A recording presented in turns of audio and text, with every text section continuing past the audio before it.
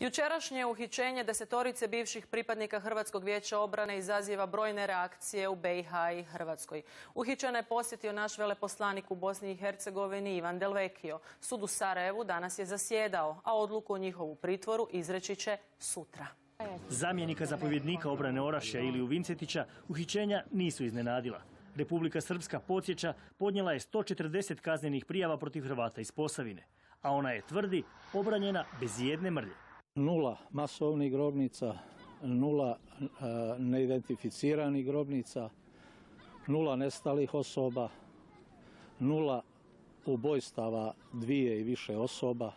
Vincetić je uvjeren da uhićenja imaju veze sa zamršenim političkim odnosima u Bosni i Hercegovini te izbornim problemima u Stocu. U Hrvatskoj se pak sve glasnije propituje zašto naši časnike i državljane nitko nije upozorio da im se kad prijeđu Savu spremaju uhićenja.